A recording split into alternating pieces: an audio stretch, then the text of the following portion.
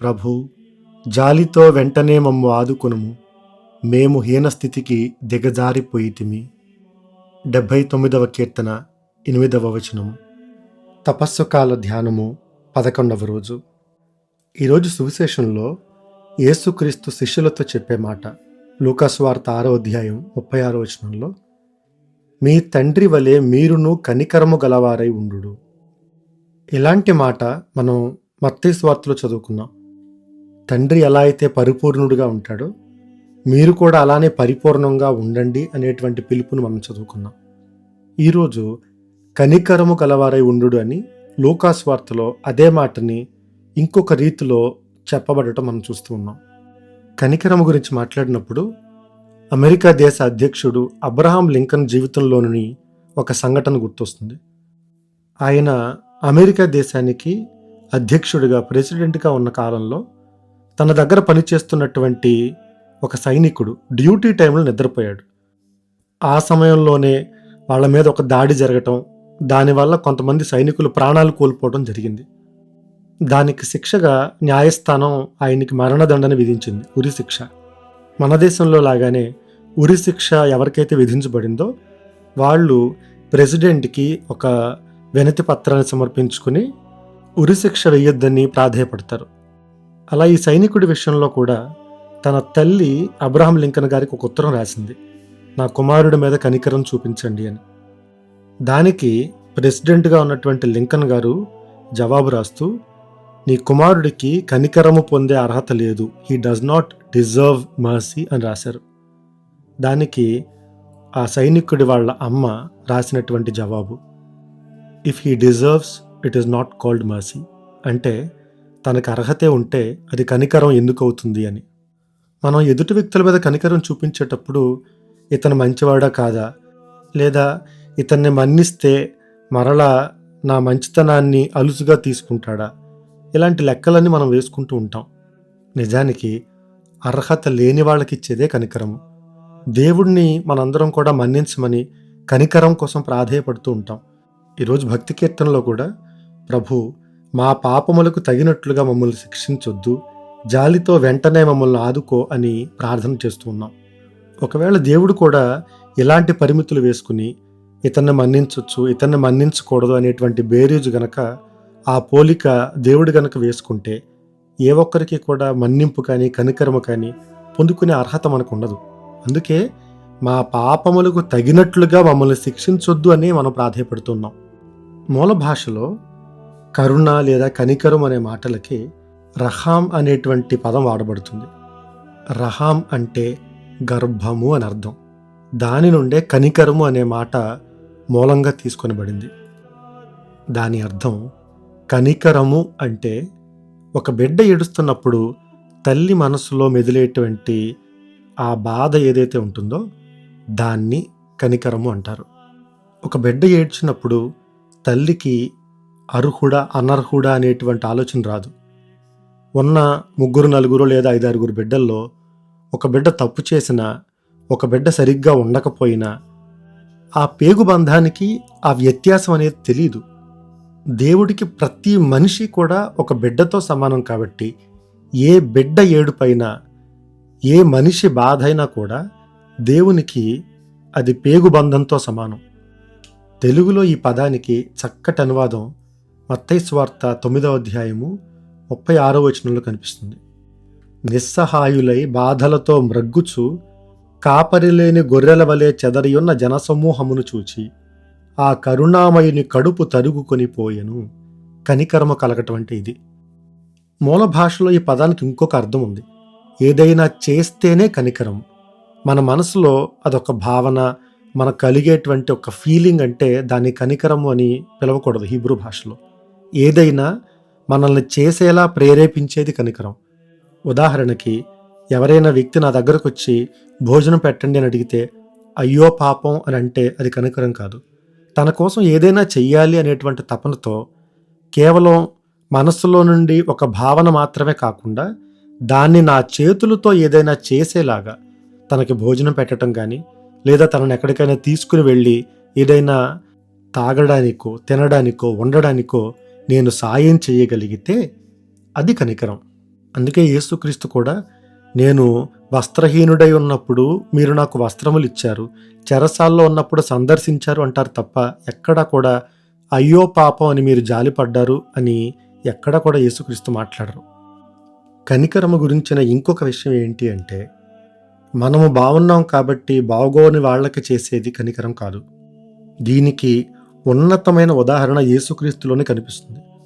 ఆయన సిలువ మోసుకుని వెళుతున్న సమయంలో కూడా యెరూషలేము కుమార్తెలు ఏడుస్తూ ఉంటే వాళ్ళను ఓదారుస్తూ ఉంటారు. బాధలో ఉన్న ఒక మనిషిని ఓదార్చాలి అంటే నాకు బాధ లేకపోతే కాదు, నాకు బాధలున్నా కూడా వేరే వాళ్ళను ఓదార్చగలిగేదే నిజమైనటువంటి కనికరం. మంచి సమరయుడు గాయాలతో ఉన్నటువంటి వ్యక్తిని సత్రంలో చేర్పించినప్పుడు తన దగ్గర డబ్బు లేకపోయినా కూడా నేను మరలా వచ్చి ఇస్తాను అని చెప్తారు. మన పేదరికం, మన కష్టాలు, మన బాధలో వేరే వాళ్ళ కష్టాన్ని గుర్తించటానికి, వాళ్ళను ఓదార్చటానికి అడ్డంకి ఏ రోజు కాదు. అలా కాకపోగా అదే ఒక అవకాశం. మన బాధల్లో కూడా మనం వేరే వాళ్ళని ఓదార్చగలిగితే అది క్రీస్తు తత్వం. యేసుక్రీస్తు అద్భుతాలు చేసినటువంటి ప్రతిసారి కూడా ఎదుటి వ్యక్తిలో ఉన్న అవసరాన్ని చూసి ఆయన కడుపు తరుగుకొని పోయి ఆ అవసరంలో ఉన్న ఆ వ్యక్తి కోసం ఏదైనా చెయ్యాలి అని తనను స్వస్థపరచటం కానీ, లేదా రొట్టెలను చేయటం కానీ, పాడెను తాకి తనను జీవంతో లేపటం కానీ, ప్రతిదీ కూడా ఎదుటి వ్యక్తిలో ఒక బాధని, ఒక అవసరాన్ని చూసిన ప్రతిసారి కూడా యేసుక్రీస్తు వారి కోసం ఏదైనా చేయడానికే ప్రయత్నించారు. ఇది ఉన్నతమైనటువంటి కనికరము. అందుకే తండ్రి లాగానే మీరు కూడా కనికరము కలవారై ఉండు అని చెబుతున్నారు. పక్షపాతం లేకుండా ఈ వ్యక్తి అర్హుడా, ఆ వ్యక్తి అర్హుడా అని వెతుక్కోకుండా అవసరంలో ఉన్న వ్యక్తికి మనం సాయం చేయగలగటం. ఇది ఈరోజు ధ్యానము. ఎవరికైనా సాయం చేయాలి అంటే వాళ్ళ అర్హత ఏంటో, వాళ్ళ అనర్హత ఏంటో మనం ఆలోచించుకుంటూ ఉన్నామా, లేదా వాళ్ళ అవసరం మాత్రమే మనకు కనిపిస్తుందా అనేది మనల్ని మనం పరిశీలించుకుందాం. ఈరోజు మనం అర్పించేటటువంటి త్యాగము, ఈరోజని కాదు, ఈ వారంలో మీకు వీలు కుదిరినప్పుడు ఎప్పుడైనా కూడా మీరు భోజనం తయారు చేసేటప్పుడు ఒక 2 వ్యక్తులకి ఎక్కువగా మీరు భోజనం చేసి వాటిని పార్సెల్లో కానీ లేదా ఏదైనా బాక్స్లో కానీ పెట్టి ఎవరికైనా తీసుకుని వెళ్ళి అది ఇవ్వండి. సాధారణంగా మనం ఎవరికైనా ఇచ్చేటప్పుడు హోటల్కి వెళ్ళి కొనుక్కొచ్చిస్తాం, లేదంటే మనం ఏదైనా ఫంక్షన్ చేసుకుంటే అందరూ తినగా మిగిలిన దాన్ని మనం పేదలకు కానీ లేదా అనాథాశ్రమాలకు కానీ ఇస్తూ ఉంటాం. అదే మన పిల్లలు హాస్టల్లో చదువుతున్నప్పుడు హోటల్లో భోజనం వాళ్ళకు కొనుక్కుని వెళ్ళాం. ప్రేమతో మనమే ఇంటి దగ్గర తయారు చేసి 2-3 రోజులకు ముందే ఏం చెయ్యాలో, వాళ్ళ కోసం ఏం వండాలో ఆలోచించుకొని వాళ్ళకి పట్టుకుని వెళ్తాం. అలానే ఈ వారంలో ఏదైనా ఒక రోజు మీరు ఏం తయారు చేసినా పర్వాలేదు, కానీ ప్రేమతో ఒక 2 లేదా 3కి భోజనం అదనంగా తయారు చేసుకుని పార్సెల్ తీసుకుని వెళ్ళి వాళ్ళకిచ్చి, దానితో పాటు ఓ 100 రూపాయలు సాయం చేయాలనుకున్నా కానీ మీ ఇష్టం, కానీ భోజనం మాత్రం తీసుకుని వెళ్ళి ఇచ్చే ప్రయత్నం చేద్దాం. ఈరోజు మనం ప్రార్థన చేసే ఉద్దేశం, ఎవరైతే ఖైదీలుగా జైల్లో ఉన్నారో వాళ్ళ కోసం ప్రార్థన చేద్దాం. వాళ్ళలో దోషులు ఉన్నారు, నిర్దోషులు ఉన్నారు, మనసు కరుడుగట్టుకుపోయి కఠినాత్ములుగా వాళ్ళు తయారైపోయిన వాళ్ళు ఉన్నారు. సమాజం కోసం, సమాజం యొక్క మంచి కోసం తప్పనిసరి పరిస్థితుల్లో ఈ చెరసాల్లో, కారాగారాలు ఇవన్నీ కూడా మనం పెట్టుకున్నా కూడా వాళ్ళను మంచి వాళ్ళగా మారడానికి మాత్రం ఇది సాయపడదు. సమాజం వాళ్ళతో ప్రవర్తించిన తీరు కానీ, వాళ్ళ పేదరికం కానీ, వాళ్ళ పరిస్థితుల్లో కానీ వాళ్ళు తప్పు చేసి ఉండొచ్చు. కాబట్టి ఈరోజు మనం చేసేటువంటి పుణ్యకార్యం కానీ, అర్పించే ప్రార్థనలు, చేసే ఉపవాసాలన్నీ కూడా చెరసాలలో ఉన్న వాళ్ళ కోసం ప్రార్థన చేద్దాం. ముఖ్యంగా వాళ్ళ తప్పు లేకుండా శిక్ష అనుభవించే వాళ్ళ కోసం ప్రార్థన చేద్దాం. ఈ శిక్ష వాళ్ళని మరింత కఠినాత్ములు చేయకుండా దీనిలో నుండి వాళ్ళు త్వరగా బయటికి వచ్చే కృపను, న్యాయం వాళ్ళ వైపున ఉండేటువంటి కృపను దేవుడు ప్రసాదించాలని ప్రార్థన చేద్దాం. సర్వశక్తిమంతుడైన తండ్రి, ప్రభువా, అనంతమైన నీ కృపలో మమ్మందరినీ సజీవులుగా దీవిస్తున్నందుకు మీకు వేలాది వందనములు. ఈరోజు వాక్యంలో మేము ఆలకిస్తున్నట్లుగా ఏ కనికరము కోసం మేము ప్రార్థన చేస్తూ ఉన్నామో, ఏ పాప మన్నింపు కోసం మేము నిన్ను అర్థిస్తూ ఉన్నామో, అదే కనికరాన్ని మా తోటి వాళ్లకు మేము చూపించే కృపను మాకు దయచేయండి. ఆధ్యాత్మికంగా ఎవరు మంచివాళ్ళు, ఎవరు అర్హులు, అనర్హులు అనే నిర్ణయాన్ని మీకు మాత్రమే విడిచిపెట్టి మా తోటి వాళ్ళ కోసం మేము చేసేటటువంటి ప్రతి సాయం ఎలాంటి స్వార్థం లేకుండా, దానిలో నుండి ఏమీ ఆశించకుండా చేసేటటువంటి కృపను మాకు దయచేయండి. తన బిడ్డ యొక్క కష్టాన్ని చూసి బాధపడేటువంటి తల్లిలాగా మేము కూడా మా తోటి వాళ్ళ అవసరాలను గుర్తించేటువంటి మనసును మాకు దయచేయండి. కేవలం జాలి చూపించటం కాకుండా మాకు పరిధిలో మేము చేయగలిగిన సాయాన్ని చేసేటువంటి మంచి మనసును మాకు దయచేయండి. అలాగే ప్రభువా, చెరసాలలో ఖైదీలుగా ఉన్న వాళ్ళ కోసం ప్రార్థన చేస్తూ ఉన్నాం. వారు అనుభవించేటువంటి ఆ చెరసాల జీవితం వాళ్ళని కఠినాత్ముల్ని మరింత చెడ్డవారిని చేయకుండా వారిలో మార్పును కలుగు చేసే కృపనివ్వండి. ఎవరైతే ప్రభువా తప్పు చేయకుండా శిక్షను అనుభవిస్తున్నారో, నిర్దోషులుగా ఉన్నటువంటి వాళ్ళ శ్రమను ప్రభువా వాళ్ళ కుటుంబాలకి ఓదార్పుగా దయచేయండి. వాళ్ళ తరపున న్యాయం కోసం పోరాడే వారిని దీవించండి. వాళ్ళకి మరింత ధైర్యం కలుగు చేస్తూ న్యాయం వైపు వారిని నిలబెట్టండి.